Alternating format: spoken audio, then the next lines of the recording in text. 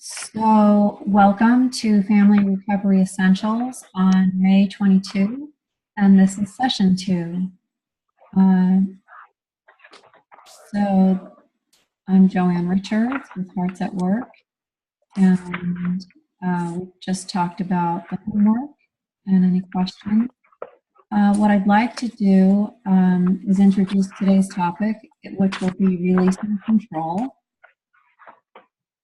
And last week we talked about, for this week we'll be looking at reality. I call it a reality check. There's a great concept, a very powerful concept that I use 3 kinds of business. And we're going to work on our fears again and work on a worksheet that can guide you for your prescription for peace. I've also added a couple of things in here. I want to talk about the stages of change and some communication techniques, and also another beliefs exercise that you can use to take care of some of those thoughts. So I've sent you some a worksheet, a worksheet on flooding.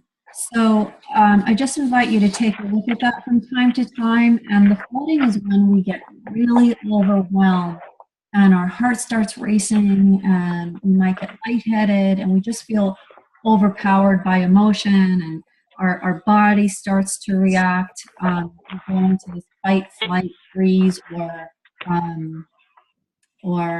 kind of like, that's it, I'm done. So it's watching, just noticing these physical symptoms that you might have when you get really agitated or worried. And what's really helpful is to move your body. So you can swing your arms, you can leave the area and get into a new environment, reverse the symptoms. So, sometimes, we just clench our fists. So then it's just reversing the symptoms of opening them up. And what really supports us and helps us out to minimize this automatic reaction to and getting to flooding is our breathing. So I can't emphasize that enough, to breathe throughout your day consciously, whether you're doing it very formally, but just to really bring your awareness to a deeper conscious breathing throughout the day. And that can help you to minimize the effects of flooding. I also sent you just some reading material on a mind, body, spirit approach to self-care. Lots of ideas there. And I'd love for you guys to be sharing that in your conversation. So how are you taking care of yourself? What's working for you? What's not? Along with questioning those thoughts. There was a self-evaluation on how often are you in fix-it mode. So that goes right along with our releasing control topic tonight. And it's a really helpful self-evaluation form if you haven't done it already. Have you completed it? Yeah, I did. Yeah, I did it. And what did it show you, if anything? I was at almost the top of the list for control. Okay, great. Yeah, and so when you saw that score, how did you feel about it? I thought that when my son told me yesterday that I asked too many questions, he was probably right. Okay. All right. Well, tonight we're going to go into some questions that you can ask that move away from control. Thank you, Lisa. Anyone else? Any surprises? No, mine wasn't. This is Barbara. Mine didn't surprise me. It just said I'm like a 26 most of my time, which is true. I mean, it was good to see that I answered in ways that made sense to me. Mm-hmm. So yeah, it seemed about right. Thank you, Barbara. Yeah. Liz, did it show you anything? I didn't actually like do the fix it Uh-huh. sheet, but I will. Okay, it's there for you. It's sort of revealing. For me, I really like getting a visual. I really like seeing it on paper or by personal experience. Like, yep, okay, got it. It's either reinforcing or revealing. Okay, so let me see. What I want to do before we get started is I have to get out of this and share this. I'm going to review the beliefs chart.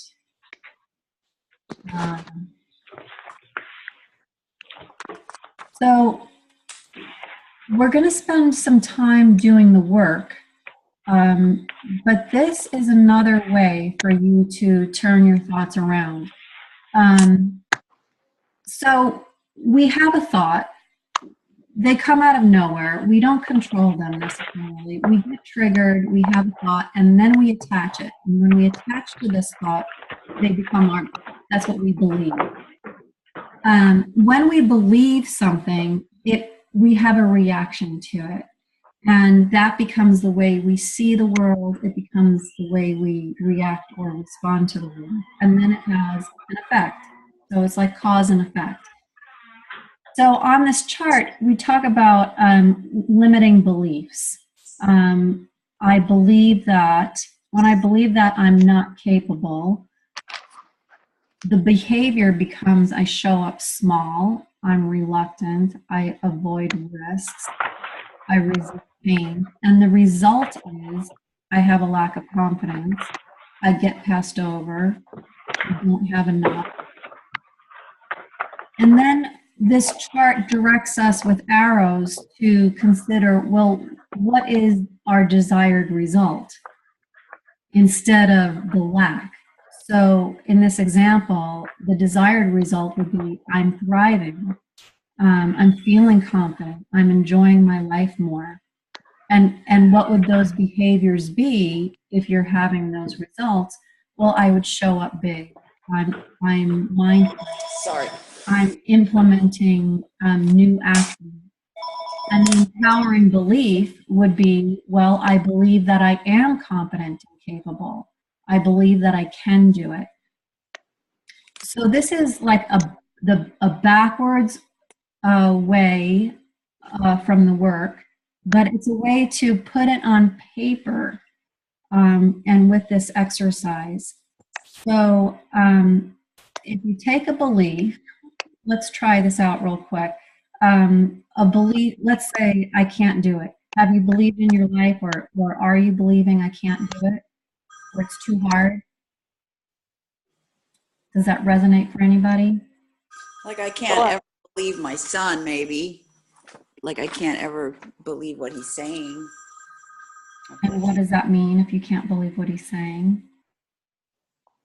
I'm scared. So is this a limiting belief? Yes, I can't believe what he says. And the behavior is edgy and scared and not full-hearted when I come into the room with him. Mm-hmm. And the result is we don't connect. Mm-hmm. And what would be your desired result? I'd like just to connect, Mm-hmm. to feel like the love I have for him instead of just looking at him like this blank piece of paper, like I don't know who he is or what's true. Mm-hmm. Disconnect. So the desired behavior would be like just to be normal, Uh-huh. to not have these boundaries or these barriers between us. Okay. And what would your behavior be? You mentioned before that you look. I'd be relaxed. Like I wouldn't be tense and clenched and like side-eyed, I just see him for who he is in this room at the time, instead of being scared that what's going to come out of his mouth might be a lie. Yeah. So I hear you saying you would look upon him differently. Say it again. I hear you saying that the desired behavior would be you'd see him differently, Yes. and I hear you'd have to look at him differently. Yes. So to look at him differently, what would the empowering belief be for you to look at him differently and connect? Well, I know what I'm supposed to say.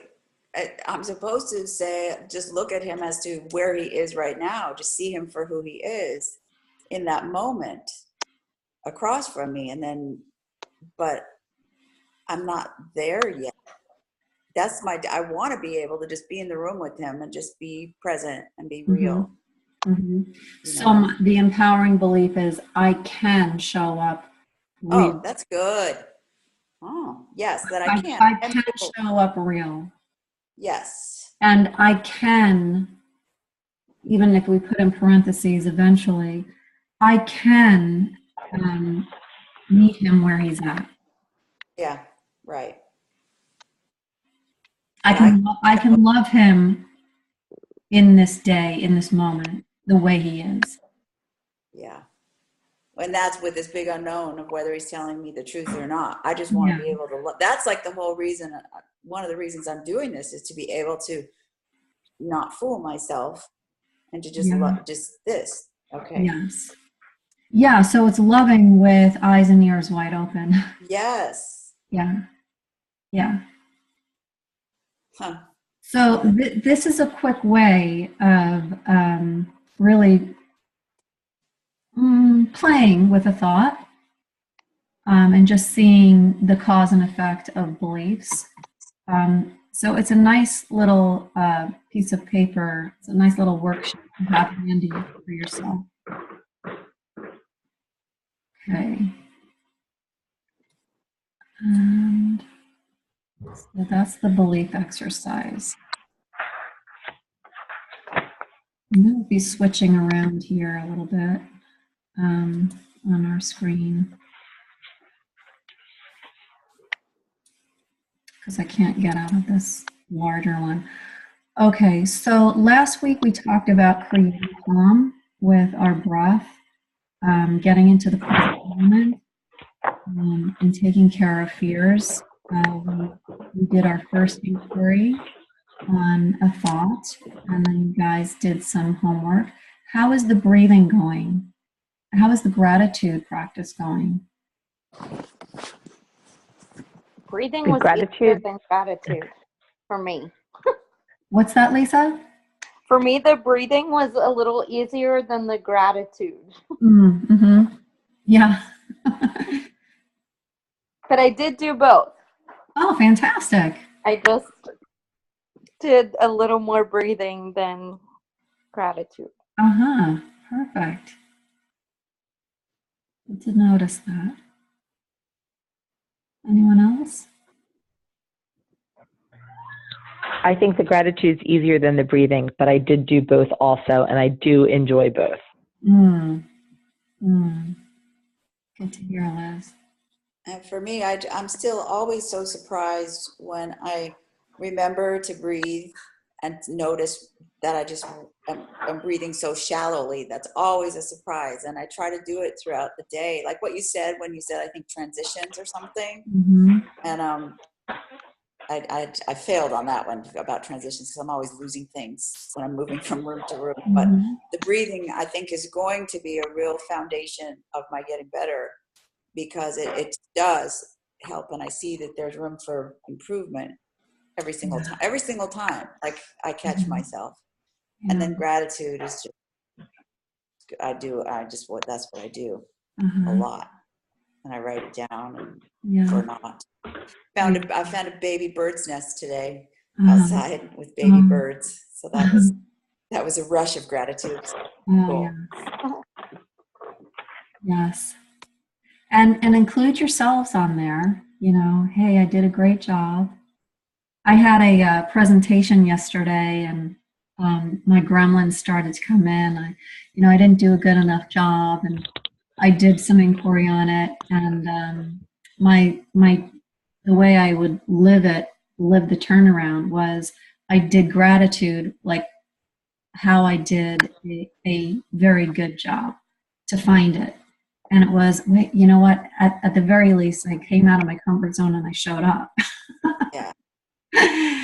So I did that very well. So I made that a very conscious exercise for my gratitude this morning, to find many ways that I did a good job, not a mediocre job or poor job, to prove it to myself. Okay. So today's curriculum will work unless you really refuse to let go. Or if you keep a closed mind and you want to hang on to your limiting beliefs, and if you argue with reality. We'll talk more about that. So for a moment, let's just take a little time to breathe. And I invite you to just get comfortable where you are. And maybe close your eyes. And just notice your breath. And breathe in through your nose. Exhale through your mouth. Breathing in calm. Breathing out into the present moment.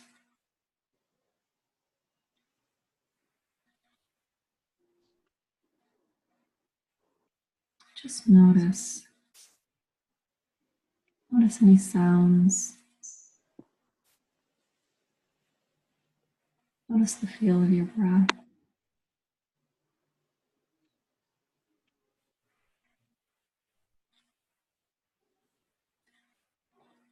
Notice how your head is supported by your neck. And your neck is supported by your shoulders.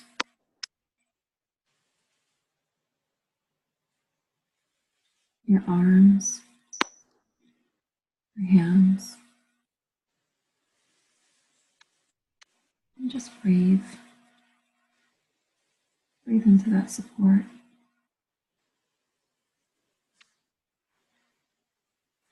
Your torso holds your body.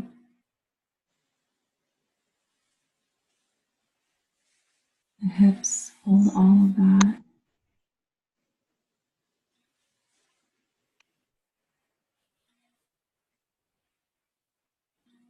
Your legs, knees, ankles, feet. All that support. Just breathing.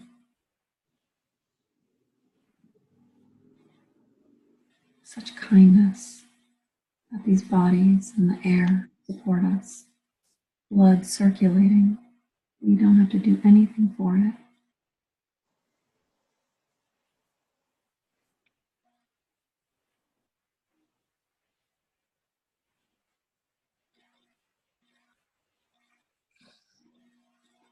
Take a nice cleansing breath in through the nose. And just an exhale through the mouth. Nice cleansing breath.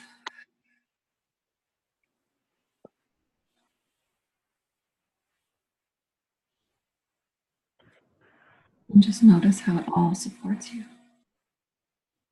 in this moment, in any moment, whenever you need it.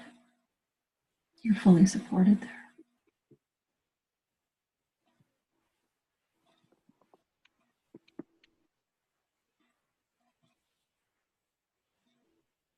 Okay, come back to this moment.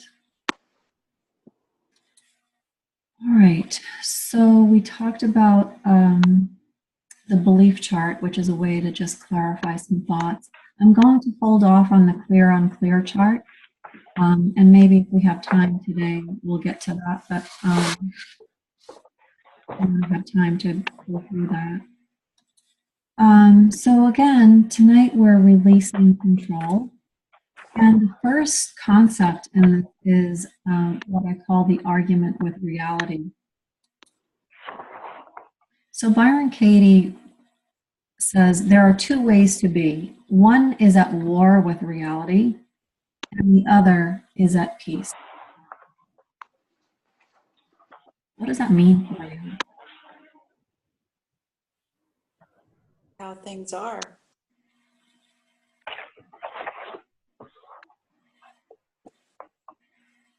I think it means that you can either fight the situations that, or the storms that come your way, or you can learn to find serenity even in the midst of chaos.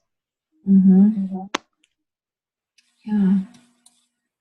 So notice, like, how do you react when you wish something that is happening wouldn't be happening? How do you react to that? It's happening, but you sure wish it wouldn't. Well, physically, like I just get all tight and clench my body and my teeth and not fluid. I'm not fluid. Probably bite my nails. Mm-hmm. When I get angry. Yeah. Sorry? I get angry. Mm-hmm. Yeah. Yeah, sometimes I can get immediately triggered into anger. And how do you react when you wish something would happen, but it's not happening?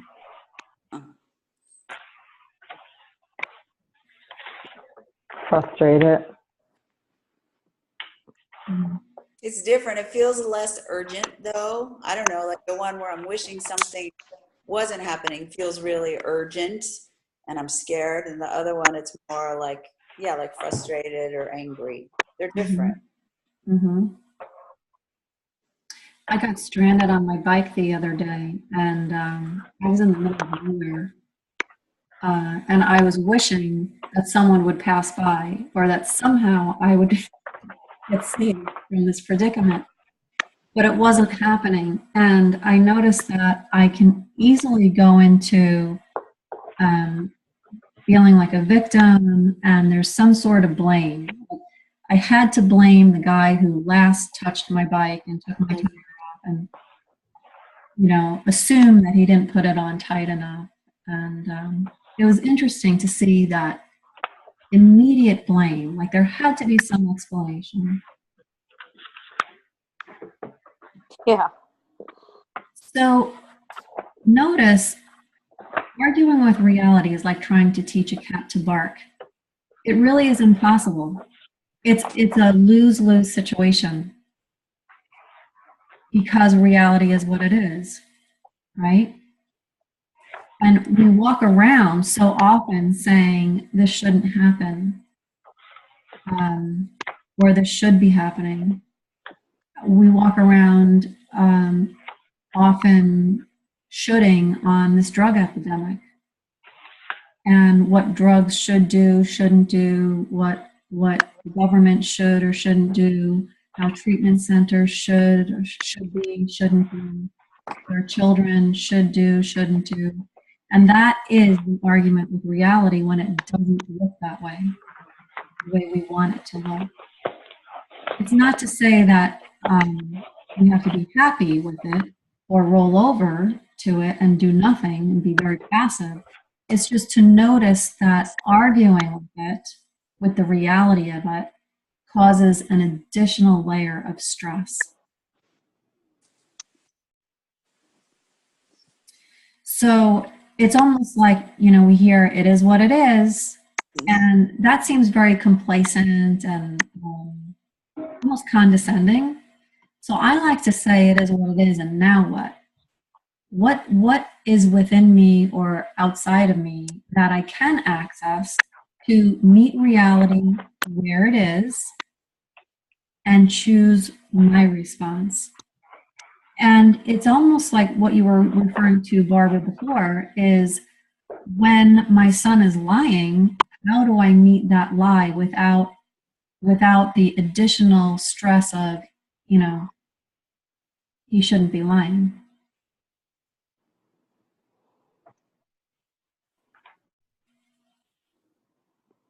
It's like, yes, right now he's lying, and he should be lying because he is lying. and he should be lying because he wants something, or he's afraid of something. Or it's really like right now with reality, I feel like the reality, and I know this is all convoluted, is unknown. Like what I see is like a picture, but then I don't know what's going on inside that picture, like of reality, like whether he's using or whether he's lying or how I'm feeling. You know, does that make sense at all? Like, I know the reality is we're both standing in this room together, but beyond that, like, I guess that's all there is. That's all I need to think of. I guess I can't. Well, you don't have to do anything, but notice where these thoughts come. You know, if the thoughts are there, standing in the room, and he shouldn't be lying, but he is. Like if it just doesn't feel right for you, Right. it may be true, it may not be true, but arguing with it is disconnection. Yeah, right. That makes sense. Yes, arguing. Because that cat is never going to bark. It's just to notice in our life how often we really argue with reality. Traffic. Oh, they shouldn't have cut me off, but they did cut you off. Right. You know, traffic, if this rush hour traffic, it should speed up. No, that the reality is that it is exactly this pace. My body should heal faster. It is healing at its pace. Now what? It's always the now what. What is in me, around me, that I can take care of? Is it that I'm left with my mind to take care of my mind, to take care of my thinking? Is there some other self-care action I can take? Do I need to ask for help? Do I need to get some resources? Do I need to leave the environment? Do I need to swing my arms? So we're really not helpless. We always have a choice. Remember that in the first class, it's like we always have a choice. And these are the choices that become available to us when we aren't arguing with reality. And we will argue with reality because it's human nature. It's just to begin noticing, oh my gosh, look at that. I'm doing it again. Okay, fine. Now what? So as you learn tools and develop skills, your now what becomes clearer and clearer. And you don't need to argue with reality so much because you become very capable to meet it where it's at. And to be that calm because you have your breathing, you have your gratitude, be that calm one who can respond and be imperfect. So another concept that I use all the time is 3 kinds of business. It's their business, our children's business, the guy who cut me off business, my family's business, my neighbor's business, that's their business, and God's business. We can say everything is God's business, but especially things that we cannot know, we do not understand, we may never understand, natural disasters. When someone dies, that is God's business. When we die, that is all God's business. And then there's your business. That is your now what. That's everything that you can do and what you can take care of. So much of our stress comes from mentally living out of our own business. And when I think you need to get a job, I want you to be happy, you should be on time, you need to take better care of yourself, I am in your business. When I'm worried about earthquakes, floods, war, or when I'll die, I'm in God's business. And if I'm mentally in your business or God's business, the effect is separation. Because who is taking care of my business? I've now separated from myself. And Byron Katie writes, she realized that every time in her life that she felt hurt or lonely, she'd been in someone else's business. I imagine there would be a loneliness about leaving ourselves and leaving our own business. So to think that I know what's best for anyone else is to be out of my business, even in the name of love. It's pure arrogance and the result of tension, anxiety, and fear. Do I know what's right for me? That is my business. Let me work with that before I try to solve problems for another. And especially if they're not inviting us to solve their problems. So again, it's not to say that we can't be proactive, that we're not going to care, that we're not going to feel, but it is a reminder, well, what is my business? And how deep into someone else's business am I? And how deep into God's business am I when I'm arguing with reality? So that fix-it mode self-evaluation can show you just that, where do you argue with reality and how deep into someone else's business are you? Because the result will be stress. It will be. So the invitation is just to notice the cause and effect of this. And I can completely attest to this. If you understand the 3 kinds of business enough to stay in your own business, it could free your life in a way that you can't even imagine. So I do invite you to really just notice, wow, whose business am I in? Doesn't mean you don't offer help, doesn't mean you don't listen, doesn't mean you don't care. It can actually make you more proactive, but with request and invitation. And when we're out of God's business, we can start to develop some trust and stop arguing with reality so much. I trust everyone to do what they do, and they do. I might not like it, but really everybody is doing what they're doing. They're thinking what they're thinking. They're saying what they're saying. And that's the thing to trust. What's right in front of me? Without the argument with reality, without being in their business that they should be any different, we can trust that we and they are being exactly the way we are at any given moment. And then it can change. So there's a slide with a great serenity prayer that you guys can read.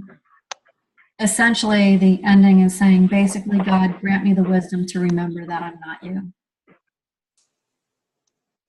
Give me the wisdom to just be quiet.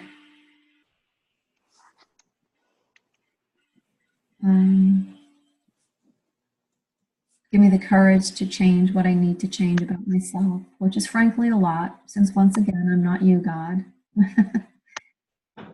So getting out of God's business can really be a big, big thing. So how does this sound? How does this land for you guys? I thought that was I great. thought it was. Serenity prayer was great. The what? I thought the serenity prayer was great. You read it? Yeah. Yes. Yeah. I really like dividing it into those 3 categories of business. Mm-hmm. I was writing down a lot of things, all these shoulds, and then I realized they're just not my business. Oh, that's perfect. Yeah. So like it was a whole list of shoulds, and that was pretty funny. So it's kind of almost a relief in a way to like say, wow, I can't do anything about this anyway. And it does, free me up a little bit. Oh. Yeah, well, it's interesting when you say I can't do anything about this. I might not be able to do anything about that, but there is something I can do. At the very least, I can breathe and really start to consider all these concepts, get back into my business. Yeah. Yes. Right. Yeah. And the specific thing that whatever I'm fixating on about another person should be doing, I'm just saying then I should just look back on myself. Yes. Yeah. Yes. Yeah, perfect. Yeah, so maybe you're starting to see how layered this all gets for us. Yeah. Yeah. So these concepts are, they're little, but they're really powerful when we put them into practice. Okay, so before we start a Judge Your Neighbor worksheet, there's another, I would like to look at the stages of change and the motivational interviewing handouts that I sent to you.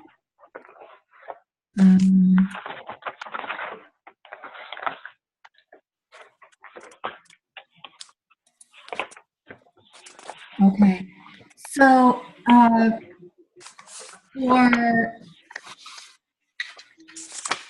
for everybody, really, there are, James Prochaska studied, he and his wife studied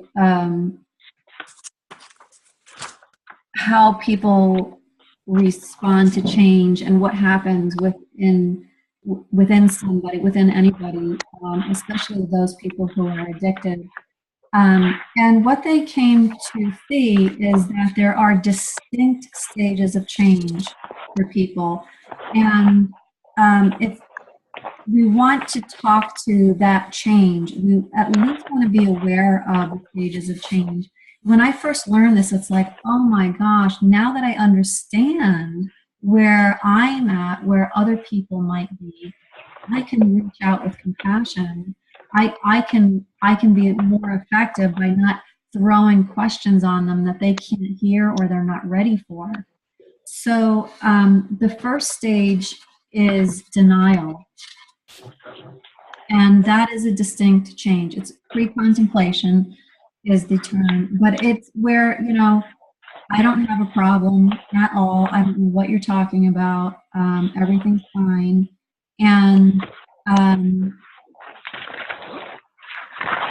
it's just, there is no contemplation. There's no plan. There's no idea that there is a problem. It's basically ignorance. And then the next stage is contemplation, and that's where there's an awareness.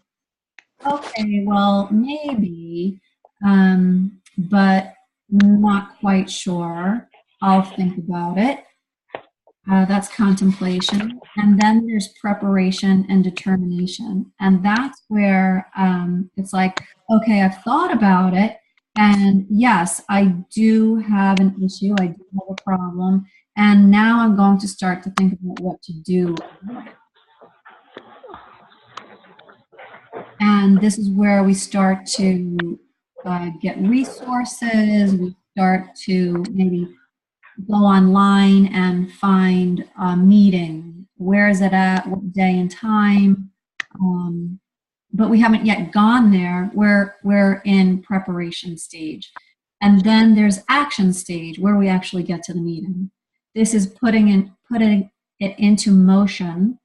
And the goal is to grow in the action phase and to develop some habits and consistency. The next stage is maintenance, and that's where it is consistency. For about 6 months, we've done something with consistency. It now becomes part of our lifestyle, so we're in maintenance mode. And then there's recycling, and that includes an interruption. It might be a flip, something less intense, less of duration. So it's recycling into a slip or a relapse.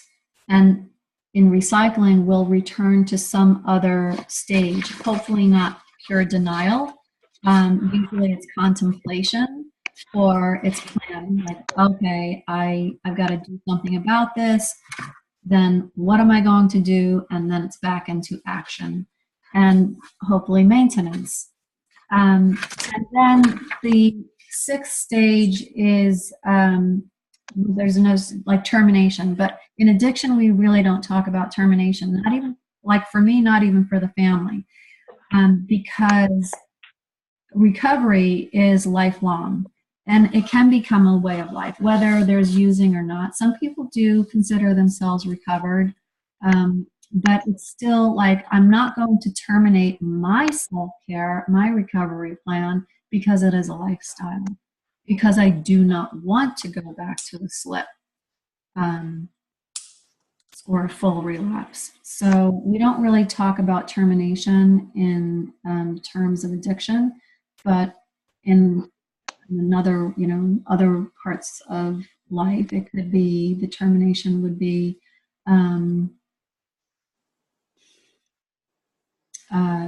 I moved. I was living in a difficult living environment, and I moved, and I will never return back to that home again because that's impossible. So that situation terminated. But can you see that you have gone through stages of change in your own life and in your own awareness of addiction?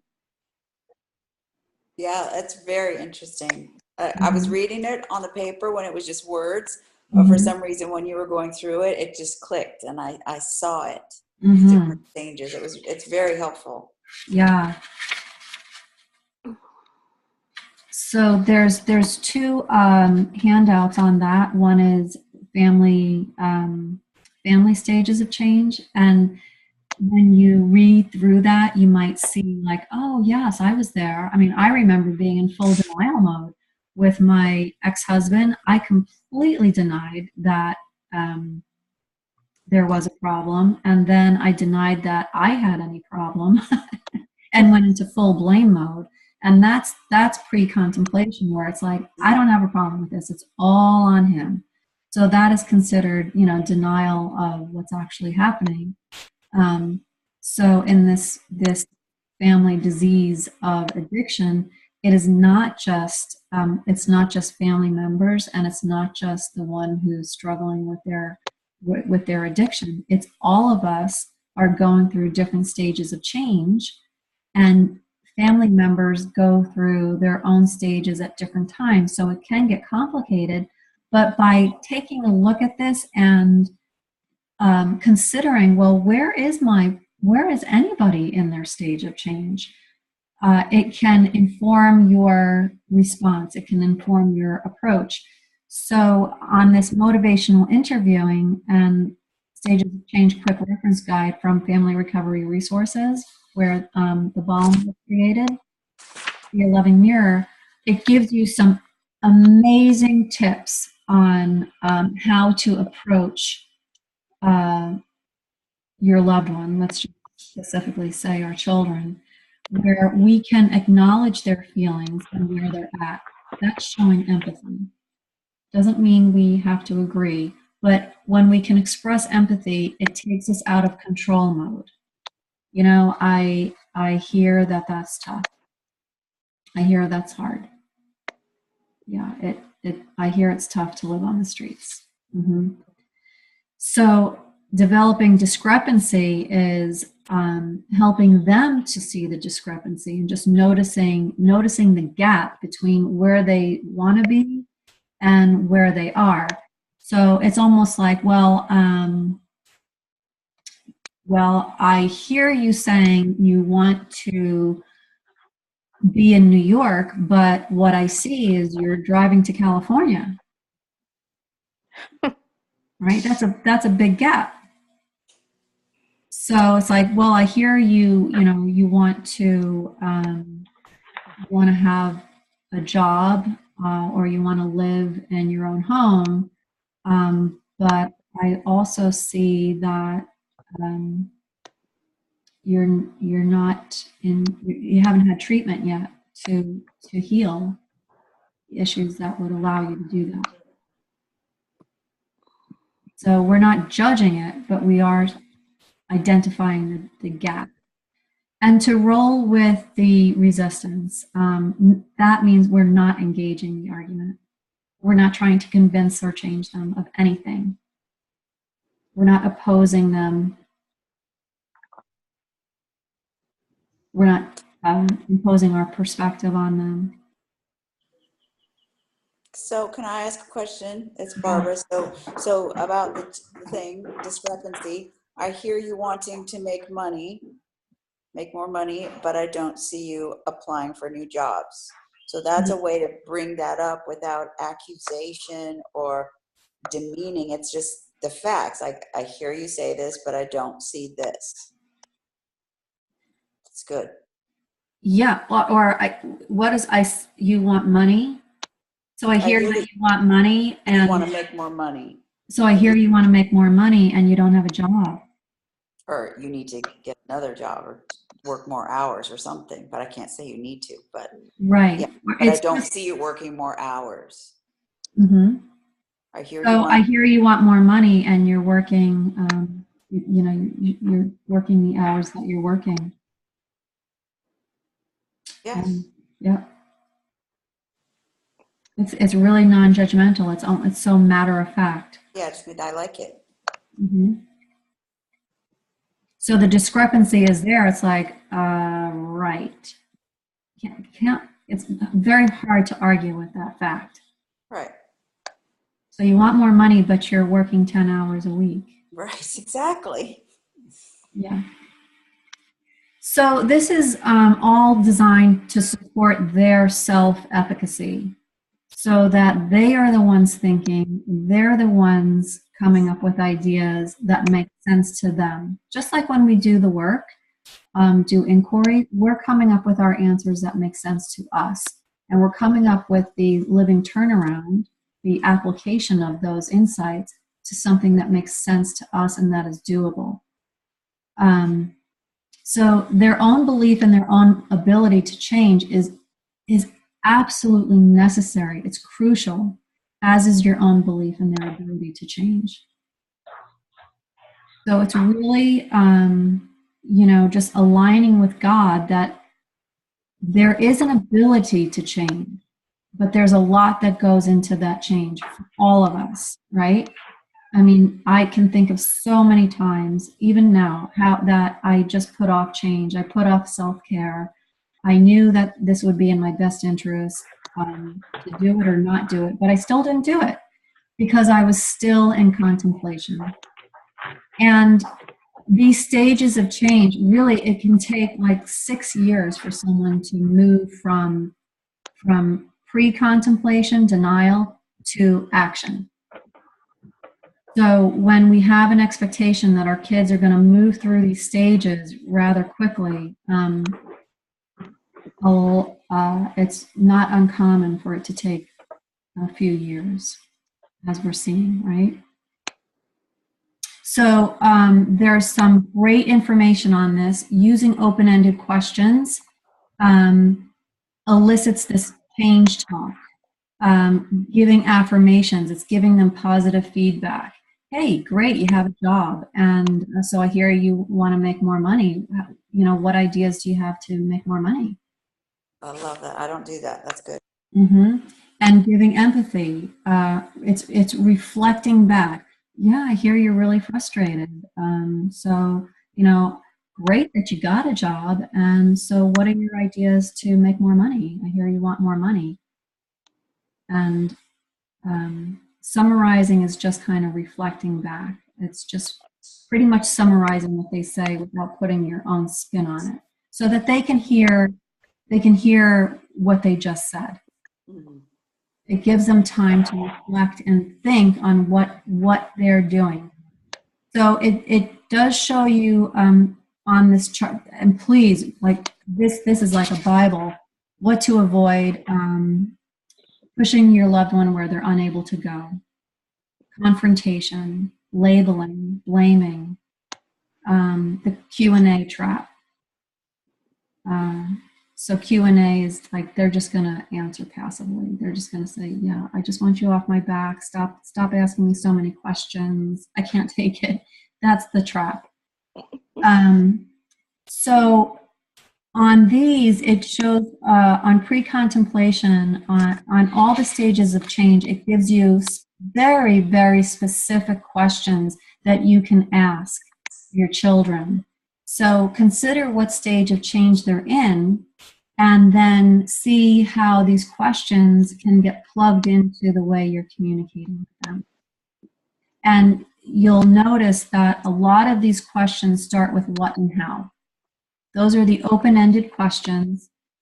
And I invite you to really start to practice them in your life with everybody.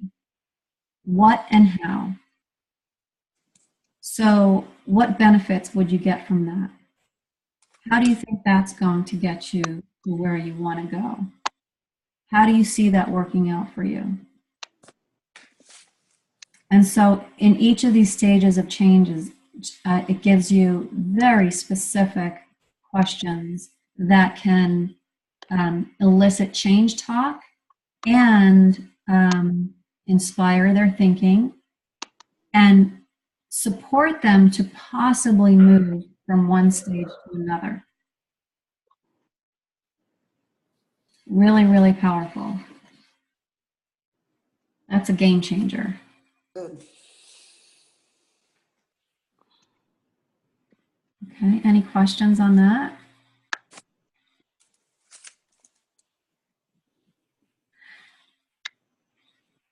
So to start connecting with your child and really anybody, consider what stage of change they're in and the what, how questions. They're connecting, they're less judgmental, and just use them, carefully, not in overabundance, but with curiosity. Again, like I'm meeting you where you're at. I love you. You don't have to change. I'm curious. Like, so what do you think about that? What are your ideas about that? So what are the solutions that you're considering?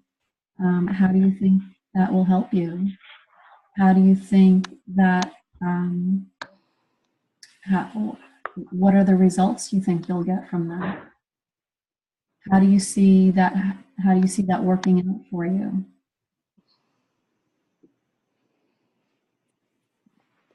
How does that way of communicating sound to you? Completely foreign, Hmm. but Yeah. Do you think it might be helpful? yes, definitely. I know it will. Mm. Yeah, I have very different conversations with both my children, who can be very, very stubborn, and it's just changed the way I meet them and hear them without getting in their business.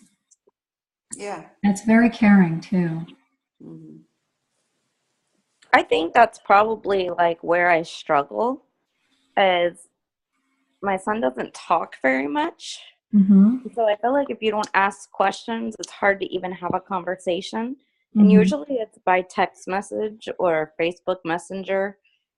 It's just rare for him to pick up the phone and talk on the phone. Mm-hmm. But then he says, you ask a lot of questions. Mm-hmm. And I do. I mean, he's right. If you were to go back, it's all questions. But I guess from my end, I feel like I do it to stimulate a conversation because otherwise it would be, I love you, have a good day. Mm-hmm. I would get, I love you too, you too. Mm-hmm. And that would be it. Yeah. And so, like, I love the questions that are on here. Mm-hmm. I just don't feel like he's the communicator. Just very rarely does that moment pop in where he wants to have that communication, and maybe because he's lived at home forever and now he's on his own, I feel like, well, we should communicate every day like we always used to do. Mm-hmm. And he is like, I don't need to communicate with you every day. And Mhm. so Yeah. So the questions that you do ask him, are they these open-ended questions, or are they more like yes, no questions that he'd answer yes, no? um I mean, I would say it's probably a mix of both of them. But don't for 1 minute be mistaken that in between those questions are certainly what I think should happen Mm-hmm. or what I think the response, my favorite response is always, well, what I was saying was, Uh-huh. like, you didn't hear me. I'm just trying to reiterate that you heard that this was the way that I said that you should take care of this. Yeah. And so that might be why there's not conversation, because I might ask him a question, but really I'm already telling him what I would like the answer to be. And so how does that feel as you state that? Does it feel That's like, certainly not my intention. I feel bad because that's not, I feel like I'm doing it for the right reason. But when I say it like that, I really just want him to say my answer. I don't really want to have a conversation. I just want him to say what I want him to say. Right, because it'll make you feel better. Absolutely. Because you'll be getting the answer. I can totally relate. I feel like, yes, I totally relate to that. yeah. And if you're not giving me that answer, I'm going to say, Right, again, time. until he says the answer. Yes, right. Yeah. I do the same thing. And they know it. They're on to Yeah. it. Yeah.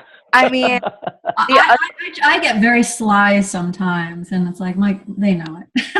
They call me. Oh my gosh. Yeah. I mean, the other night my son was super angry, and he doesn't get I haven't seen him that way in a long time. Mm. And so I was trying to say, look how hard you've worked to not like let this angry beast just come out of you. Mhm. And I wanted him to be like, oh, you're right, Mom. I should just calm down. I can't change. Like in my mind, I had this perfect scenario, but that was not the way that the conversation was going.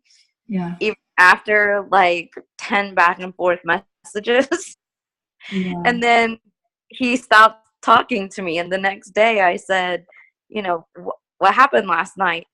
And he said, well, you weren't going to listen anyway. I was tired of talking. I just called the vent. Like, he didn't want me to help him at all. Mhm. He wanted me to just let him vent so that he wasn't angry and explosive on somebody else. But instead, it turned into a 30-minute, and really the only way I was going to shut up was for him to he just stopped texting me after that. Like, Mhm. I said, you could have just said, I don't want to talk about this anymore. But the reality is, even if he had said that, that wasn't the answer I was looking for, so I wasn't going to be happy. Right. Right. The other thing is on that flooding handout, it gives some hints, tips on how to approach or not approach someone else who is flooding. And one of the tips is not to throw questions at them because it becomes such an irritant.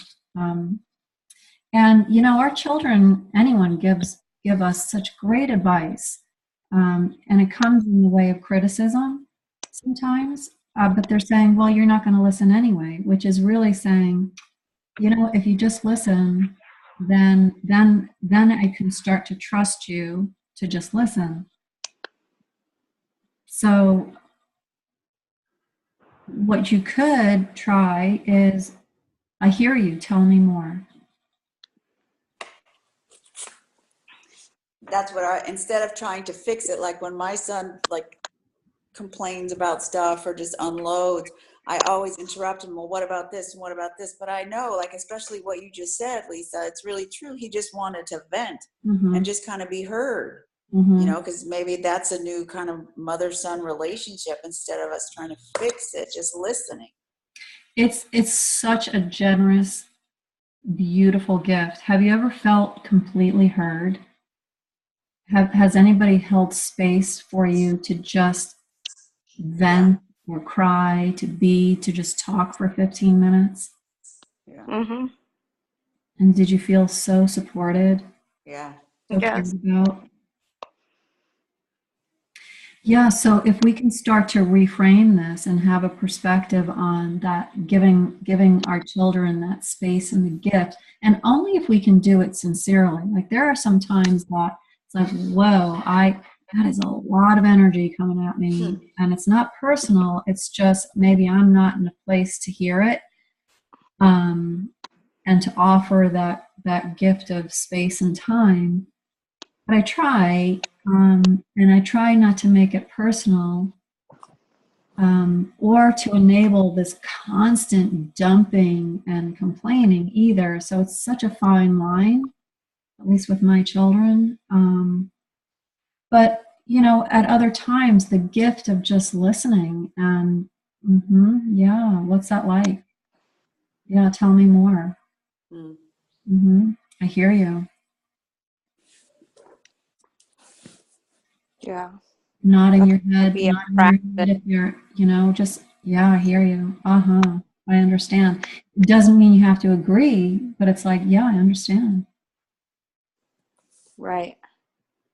So these little ways of communicating are really ways to say, I'm with you, I'm present, I'm listening. Because they're really telling us their story. Yeah. And they could be giving us some really good advice. You know, hey, you know what? I just called to talk to you, not to be told what to do. So do you have any advice? Because with me, it's like almost knee jerk is to try to fix it. And so how to just stop ourselves. Maybe the breathing thing, I guess, noticing my impulse, Yes. step in, just slowing down. Cause I get all lit up when he's upset. He's not a yeller, but like the place where he's living right now, it's just really not very comfortable and stuff. And I just want to swoop in and fix it and not even hear him out because it's upsetting to me when I hear him suffering like that. Mm-hmm. So I just have to sort of not be selfish, I guess, and just listen. Yeah. Well, you know, if you're doing your breathing, Yeah. and I hear that how grateful you could be to just be present with him while he's talking, and then out of his business, Yeah. and asking these what how questions and tell me more. Now you are fully connected, present, and he's sharing his idea, and you can be like, I don't know the situation, but it's, you know, so yeah, I hear like this is a challenging living situation. Tell me about it. Right. Or, you know, what are some solutions? Do you have any ideas? Right. Like my son called a couple of days ago, and he's having a hard time. He's basically working in with addiction 24/7, and he's new into recovery, and he was just really complaining, and he was going off about like maybe moving and not having a job. And it's like, I said that it sounds difficult. And he's like, yeah, I just want to, you know, I just want to say how frustrating it is. I'm not going to do anything. I just want to say how frustrating it is. I'm like, it sounds really frustrating. Yeah. That just gave me the chills. And Yes. without trying to solve it for him, he called the next day to talk about what he's doing. And he's going to, you know, then he started to say, I know that I can get impatient, but I'm going to think about getting a different job, which is like, oh, which would have been my advice. Like, oh my gosh, 24/7, that's a Yeah. lot. Like, get a Yeah. different job. Go to a gym and try to get a job there. But he came up with his own idea. Because you gave him the space and the dignity to figure it out himself. Yes, That's the goal. that is the goal. That's the goal. Yeah. And you could even say, you know, you could even make it such a like a connecting humorous thing. Like, you know, I know I have this tendency to try to fix. I'm really working on that because I believe in you. Yeah. Honey, you've solved so many problems in your life. Look at all the things you're accomplishing. I like And that. I think I need to fix you. And look at all the things I'm working on me. I get it now. Hmm. And I'm open to you reminding me when I go into fix it mode. I'm open to, like, if you have that kind of relationship with me. Yes. You know, I'm open to you catching me. Yeah, I like that. Because I really believe that you can do it, and you are doing it.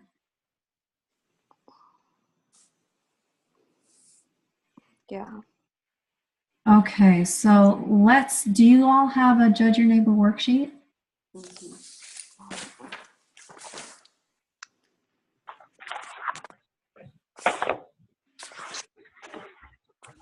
Okay, you're gonna fill it out.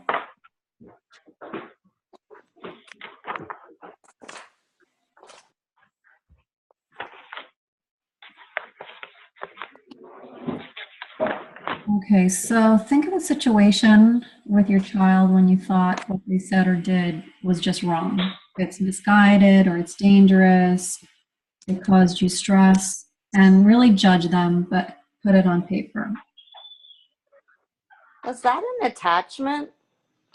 It's a link on the PDF.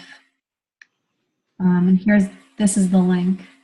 I printed It's everything. the slide says, let's complete a Judge Your Neighbor worksheet, and then there's a link to it. Oh, you know what? I didn't print it out from that link on there. And it might be on the I email. did all the attachments that were at the bottom, but I don't think I did.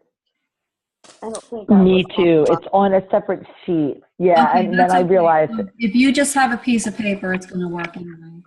Okay. All right, so think of a situation with your child that caused you stress. What was it that they said or did, and what was your emotion? So I'm some emotion because they did what or said what. Okay.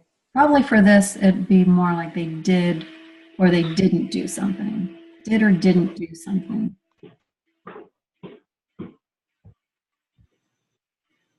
And keep it simple again, short sentences. I'm some emotion because they did do something, or I'm some emotion because they didn't do something. So we are going to judge them. Because in our minds, it would have been better if they did or didn't do it. Right.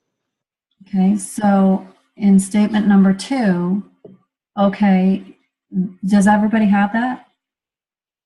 Do you all have your Yes. statement? Yes. Okay, can you guys read them? Barbara, what's your statement number 1? I'm frustrated with Garrett because he's not working more hours to pay his bills. Okay, so you're going to keep it to he's not working more hours. Okay, right, because he's not working more hours. And Liz, what's your statement? I'm annoyed with Austin because he's working in a bar. So what is it about, I'm going to invite you to go deeper. What is it about working in a bar that really stresses you out? Because I think it's a bad environment. It's late hours. Nothing good happens after midnight. Okay. Yeah. So I invite you to work with, he's working in a bad environment. Yes, he's working in a bar, but what really bugs you about that is he's working in a bad environment. Right. And this is how we go to the underlying beliefs that cause us the stress. And Lisa, what's your statement? Mine is I am anxious because Logan didn't continue NA meetings.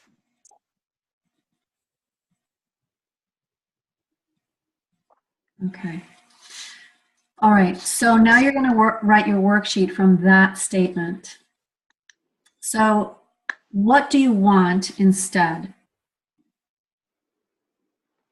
Instead of what you just wrote, what do you want from your child? I want Garrett to stop complaining and take action. Okay, so that's two thoughts. Stop complaining, Oh, and I want him to take action. yeah. Okay? So I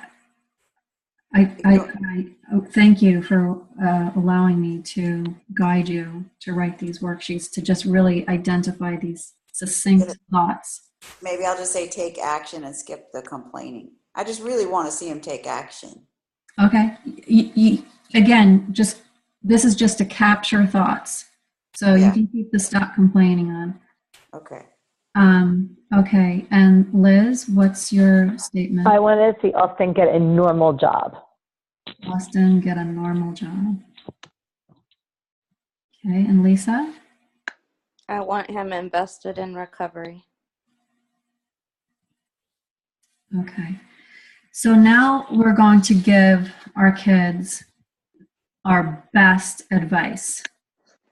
This is good advice so that it takes care of what we just wrote in the first statement, working more hours, working in a bad environment. It's going to start to resolve the problem that we have in statement number 1. So when you think of good advice, it's helpful, right? So we are going to get into their business in this statement and give them really good advice. And now I invite you to, when you give this good advice, is break it down into the baby steps.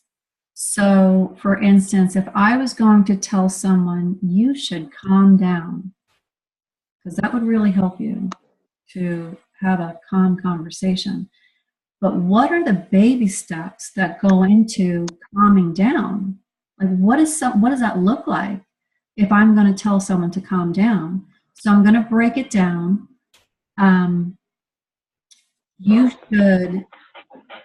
You should just stop moving, sit down, breathe, say nothing, and just sit in silence for 2 minutes so that you calm down.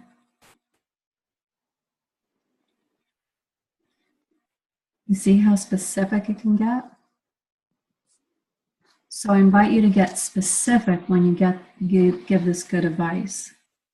So what should your sons do in that situation? What should Garrett do to work more hours? What should Austin do about working in a bad environment? What should Logan do about not continuing AA meetings?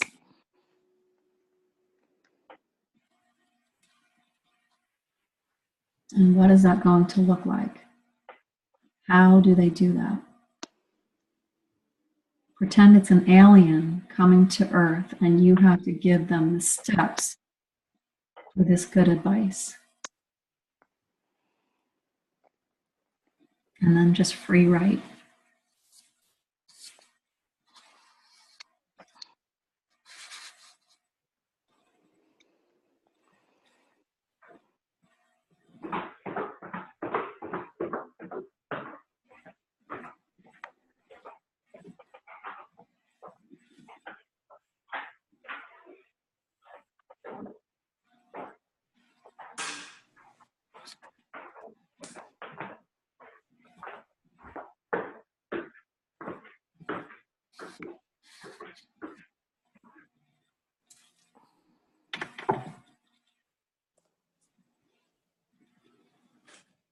Does anybody want to read theirs?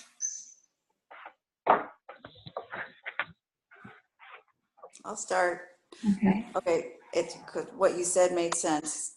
Okay, so Garrett should sit down because he's always frenzied and anxious. So he says, sit down, take a deep breath, get a notebook, get a pen, make a list of numbering the options he has, then go through each option and make a call, talk to somebody, and check it off. And that would get him working more hours? Well, what he wants to rent out the studio space, so that would, yeah. So that's what I'm saying. Like he needs to just reach out and try to do that. Okay, great. That was very specific. So if So now I invite you to say he should reach out. Okay, yeah, okay. And now you know what reaching out means.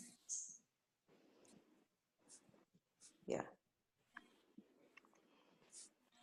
Liz, do you want to try it out? He should look for another job. He could start with help wanted ads. He could reach out to people that he knows. He could call his college and see if they have any resources. He could contact a temp agency. He could look online for another job. Okay. And if you were going to put that into one thing, those are great specifics. And if you wanted to put it into one statement, he should do what? Make a list of resources that he could contact in order to find another job. So make a list of resources or contact other resources. Okay. So you know what contacting other resources or gathering other resources means. You have very specific things about that. Right. And Lisa? Mine said you should find a local support group. You should find friends in recovery that you can talk to. You should get a sponsor. You can get an NA or AA book and work the steps from home.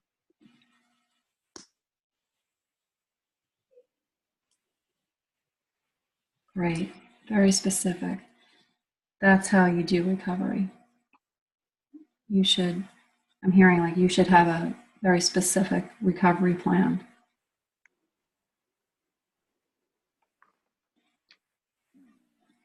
Okay, now the next statement is all about you. For you to be happy. Let's say your sons could make you happy.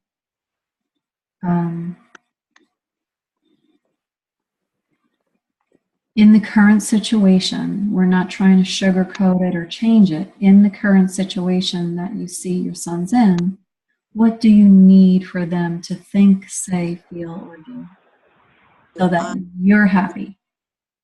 Okay. And again, this can be very specific.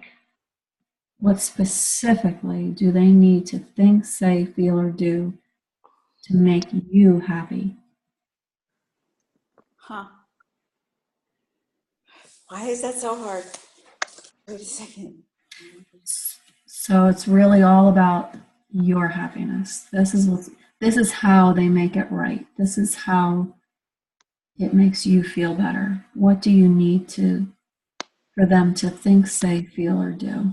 We're not saying maybe they'll do it. We're just saying, I'm going to judge you, and this is what I want from you. This is what I need from you so that I'm not worried. But we're keeping the same situation that they're in right now. We're not saying that they're taking our advice. That's right. Yeah. Oh. Huh? Yeah. We're not arguing with reality. Oh, I thought we were trying to tell them what we want him to do to be happy. Yes, we are.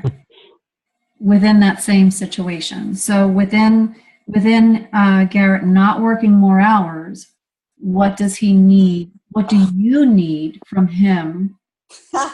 Oh, I had it all. I was in my happy place. Uh-huh. Okay. So what within him not working more hours, what do I need in order for me to be happy? Yes. Shit. I don't know how to do this. I can go. Yeah. Do you want me to skip to me? Sure. Or Barbara's thinking? Yeah, I don't know. I need Austin to continue to work with his sponsor, go to his meetings, continue to eat healthy and go to the gym and do all of his things to keep on track while he's sober, and to tell me that this job is only temporary and that he is going to be finding a real job soon. And that he has started making a list and started contacting resources. Okay. So when you bring any of that to inquiry, it's just shortening it up into something concise that you can question. And then you know specifics.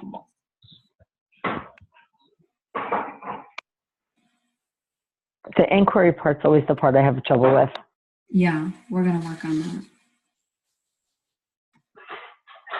Well, can I go? Sure. This is all messed up. So in order for me to be happy in this current situation, I guess are we trying to go like back into a gratitude thing? Because like I copied what Liz said, because I should be okay because he does go to meetings. And like, so for me to be happy, I don't want him to stop going to his meetings and talking to his sponsor and doing work. Okay, so I need him to continue his recovery plan. Just to continue his recovery and his sweet self. And so what is he not doing that you need from him?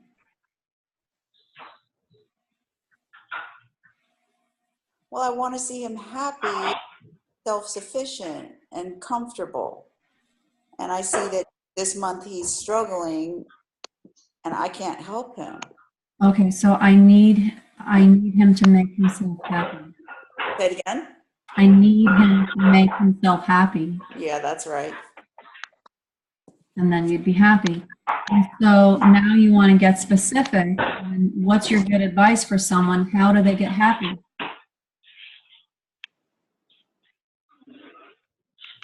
My dad used to say, just smile. Okay, smile more. It didn't work. They should smile more. No, I don't like that. What what do people do to get happy? Grateful for that he's alive. Just to feel gratitude for what he has. Okay, so he should practice. I need him to practice gratitude to be happy. Yeah. Maybe I need him to take better care of his, like for me, it'd be like if I'm gonna tell someone this is how you get happy, it's eat well, take care of your body, connect with people, get a hobby, do something enjoyable.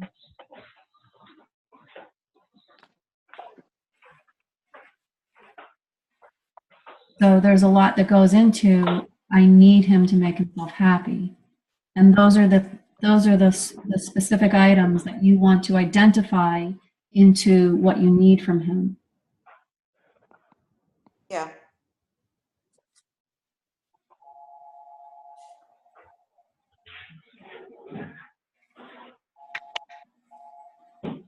Okay.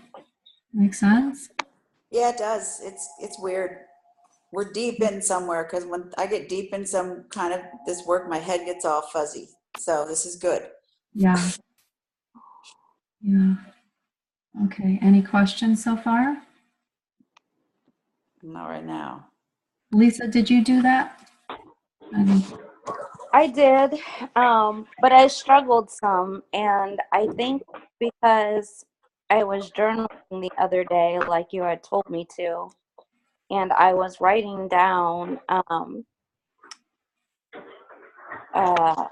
what I felt was a normal things that a normal parent goes through versus a parent who has a child who is an addict. And I was actually writing what I thought would make me happy. And after I got done journaling, or while I was writing, I realized that I don't think there was anything that my son could do that would make me happy. Because I was reading some journals from a year and a half ago when things were really bad. And he's probably done 90 to 95% of what I asked him to do, or at the time what I thought he needed to do. And it hasn't changed me at all. And so it made me realize that my happiness is not coming from him. Yes. Obviously I want to see my child happy, but the fears and the anxiety and the tension and the worry, even when he does 95% of things right, it hasn't changed me, because I am the one that's causing myself all of those things, Yeah. not. And so I don't know that there is really anything that he can do that would make me happy, because I'm not letting go of where we've been. Yeah. And that's really great insight. It's a wonderful realization. It just doesn't stop us from wanting more. No. And so for me to say, what could he do that would make me happy? Heck, I don't know. Like, I've listed, So just I for the feel like purpose he'll of be the work, working forever, and we're never going to get there, because what yeah, my list was a year ago, you've done that. I'm still not happy. And so yeah, I understand why he would get frustrated with me, yeah, because if you say this is what I need for you to do, and then it'll be okay, and then they do that and you're not okay, yeah. then Well, for the purpose of the worksheet, there is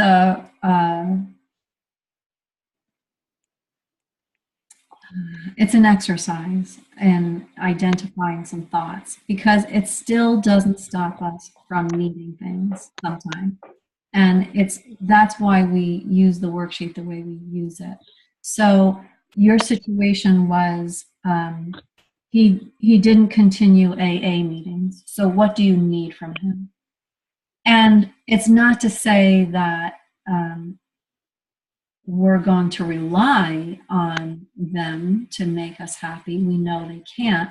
It's still just for the worksheet is to identify, in a perfect world, just make me happy, and this is what I need you to do. I mean, I would like him to seek counseling. Uh-huh. I would like him to give forgiveness and seek forgiveness. Are you writing this down? Mm-hmm. Oh, okay, great. Like for him to take responsibility. Uh-huh. Right. Take responsibility for his recovery. Mm-hmm. Uh-huh. Yeah. Yeah. Yeah. This is what goes through our mind. Yeah.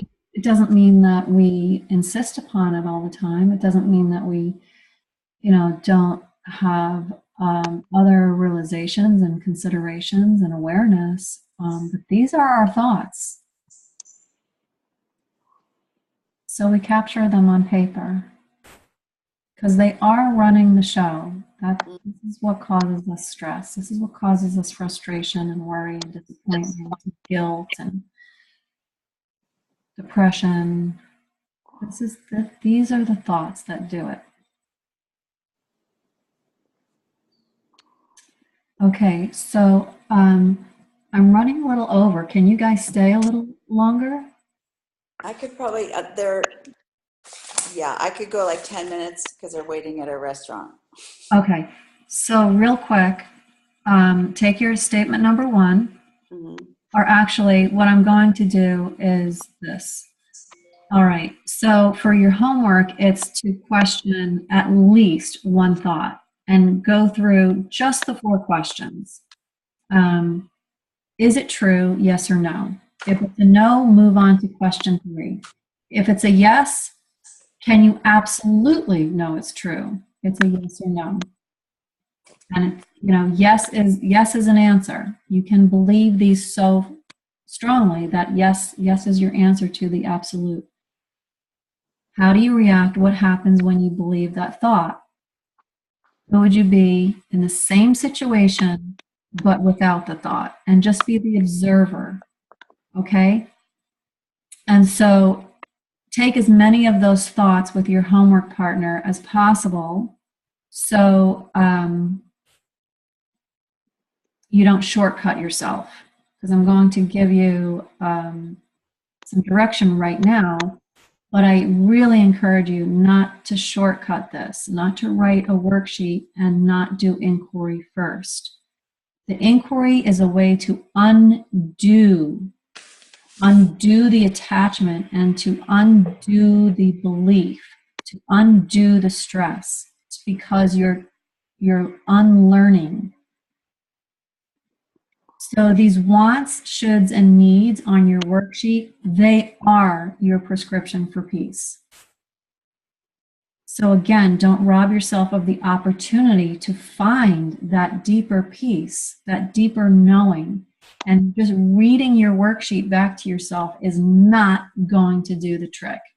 It's just not. You are not going to have that deep personal experience of turning your thoughts around and finding your own truths. So take as many of these thoughts to inquiry, turn it around, and then realize peace. There really is no shortcut to this. Okay? Until it's lived, this kind of self-realization has no power. It becomes a word. It becomes an idea. But until you actually live it and apply it, it's not you. It's not part of you. And that's what we're doing here, is to make it part of you. So your wants, needs, and shoulds, if you read your worksheet back to yourself, if maybe Barbara, if you go first. So I'm whatever, because I'm not working more hours. Oh, dude. Oh, the whole thing like that. Okay. Yeah. So again, this is just to, not to, give you a slap. It's just see what happens. Just notice without self-blame, without self-criticism. It's like, Right. oh, okay. So read it back as if you're writing it about yourself to yourself. I'm frustrated with myself because I'm not working more hours. I want to stop complaining and take action. This is a big one. I should sit down, take a deep breath, make a list, and just sort of not freak out about stuff. I should reach out to people. Is that what? And then the one, in order for me to be happy, do we turn that around somehow? Yes. Mm-hmm. I need this from me. Oh, that's really interesting. In order for me to be happy, I need to practice my own gratitude and be healthy and don't isolate. Yeah. That's pretty interesting. Yes. It is the guide. This is how you know. Yeah. This is how you know, by judging other people and by advising them and doing your worksheet in this way, how you give yourself your own answers. And for the other 3 parts of the turnaround, like to the other, I am something about this, an example, I am wasting their life. So I'm frustrated with Garrett because I guess it doesn't really work on this, does it? Because you say you're supposed to do it to yourself, to the other. Well, that will be That's complicated. after you go through the 4 questions. So that's what I mean. Don't shortcut it. So you'd want to say, Garrett's not working more hours. Is that true? Can you absolutely know that whole way. Yeah. How do you react? What happens? Who would you be without that thought? And then Garrett is working more hours. I'm not working more hours. I'm not working more hours for Garrett. So it's like, okay, now we want to see, like, what hours am I not working? Like, I could say, I'm not working more hours in meditation. Right, I'm not. I'm not working more hours in, calling a friend back, which I just reminded myself. I'm really not working on that. Complicated. Okay. Mm-hmm. Yeah. So that's your prescription for peace, but don't shortcut it. It really becomes so internalized when you take these thoughts to inquiry. So I would encourage you to maybe just ask someone to ask you the 4 questions or use the one belief at a time worksheet. And to get through this whole worksheet for everybody, just do one thought on each statement so that you unattach from this and you show yourself your own business. And this is our homework with our homework partner. Yeah, and you stop the argument with reality, at least when you're doing this worksheet. You mean one statement on like the questions that you just gave us in Judge Thy Neighbor? Yeah, the What do you want? You only want one statement? yeah. Okay. So it would be question your number 1, turn that around, and then question your number 2 and turn that around, question your number 3 and turn that around, and question your number 4 and turn that around. The process is the 4 questions and turning it around. So at the very least, it's an opposite turnaround and a turnaround to the self. Okay. And this becomes your prescription for peace. Getting out of their business, seeing the truth of some things that might coexist or replace your original belief, and then seeing what is your business. What is your self-direction? The advice for others really does become the advice for you. What you want from others becomes what you can learn to give to yourself. And now you're not imposing these expectations and assumptions onto other people.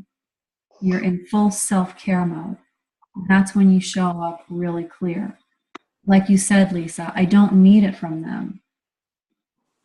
But when we really live it, we're out of their business. We just show up really much calmer. Like, I don't need you to do anything. So I can just be completely present with you and not change you. But what I need to give it to me, and then can I give it to someone else? Can I give what I'm, asking of someone else? Sometimes I I'm really gonna have to can't. disconnect right now. Okay. Thank you, sorry. Barbara. Thank you so much. See you next time. Okay, bye. Bye. Bye, Barbara. Bye, guys. Yeah. So it sounds like a lot, but it's just a really quick inquiry with the 4 questions and the turnaround worksheet, and just see what comes up. And then again, after you've done these turnarounds, I invite you to read the worksheet back to yourself and see how it feels, but not before that. Gotcha. And so, Yeah, you're so good at those turnarounds. I mean, whenever I'm trying to do them, I'm like, what? Like, they're still confusing to me. But I mean, you make them sound so easy, and yours make perfect sense. And I'm like, wow, it really is amazing. When I think when I get that down, I'm gonna really appreciate that. Just sometimes I don't. So for you, Liz, it's like Austin's working in a bad environment. I'm working in a bad environment. Right. And he's not working in a bad environment. How in the world can that be possible? So, but he's not working in a bad environment? Yeah. Okay. And just to see what comes up, just allow the possibility, like, oh, he's not working in a bad environment. How can that be? Right. I'm assuming it's a bad environment. Maybe it's not a bad environment. Yeah. And what does bad And he's got great customers. Yeah. Like, I mean, who knows? Yes. Wow. You're already having them, these insights. And what's bad environment mean to you? Like, I'm working in a bad environment. Like, I know when I'm in assumptions and expectations, that's a bad environment for me. So if I'm working in that environment, if I'm arguing with reality, that's my bad environment. And then, so continue I can't remember whether you said continue his recovery. He should continue. He should not continue his recovery. Yeah. I should continue my recovery. Right. So Logan didn't continue meetings. I didn't continue meetings. He did continue meetings. So it's not to say, like, my son too, he doesn't really go to meetings. It's not his thing. He doesn't go to any meeting. So I would really have to sit with this one. What kind of meeting is he going to? Well, he's not. So maybe there isn't an answer. The fact is, he's not going to meetings unless there's some other kind of meeting that he's going to. Right. Like, is it a social meeting? Is it some sort of meeting? Does he meet with his friends? Does he meet with trusted? Because he lives on the top of a mountain where there's nothing. Okay, so, well, I mean, so I can't even say, like, you don't go because you don't want to. Like, I know that it's not as easy as it was here when you're on top of a mountain. yeah, so maybe it's like he does continue to go to meetings, sitting in meditation. What a wonderful meeting. Right, like one with nature, like just standing on a mountaintop and looking at the sky. Yeah, that's a great meeting. Oh, yeah, and he does do that. Okay, so that is a good meeting. He's going to a meeting. And he said that to me the other day. He said, you know, Mom, I was just driving down the road looking at the mountains, and we're from Florida, so there's no mountains here. Yeah. And he said, I just realized I'm so happy here. Oh my you God. just can't be sad when you look at how beautiful it is. And I think that's the first time he's ever said that. And that's pretty powerful. So when you say he doesn't share, he doesn't talk, he doesn't really talk? No, very rarely. Okay, so that's a big one. And so what you could say to really inspire more conversation between the two of you is like, tell me more about that. What happens when you look at the mountains? How do you experience the mountains? These what, how, and tell me more. Magic. Yes. Because now it's going to be like, oh, she's not telling me, she's not interjecting her opinion, she's not weaseling her, because how did I say this about me? It's like, I'm not weaseling my idea in there. Well, yes, right. because my response is, you're right, it's so beautiful there, you should never come home. Yeah, right. So now, again, we're stopping the conversation. He's like, man, okay, whatever. Who knows what's happening? But see what happens now over time. Tell me more about that. How do you experience the mountains?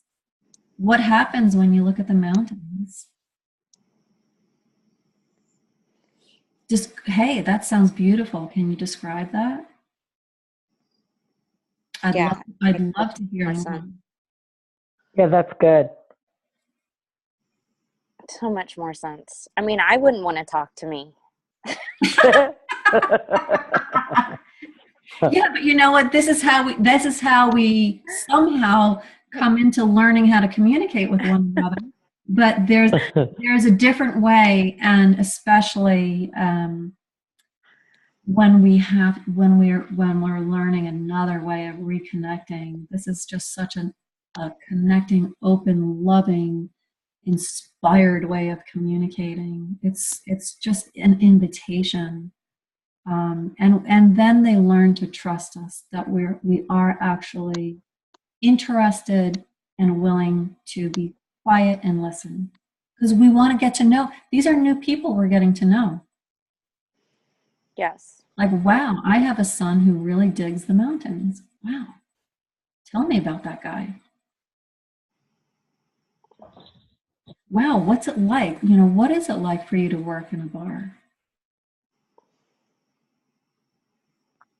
What's a night like? You know, how do you experience working in a bar?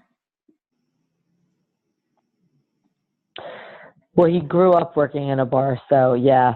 And you know, of course, one of the questions here was, you know, the fear, like, what do you want never to happen again? Mm, Um, what is it about the situation that you don't ever want to experience again?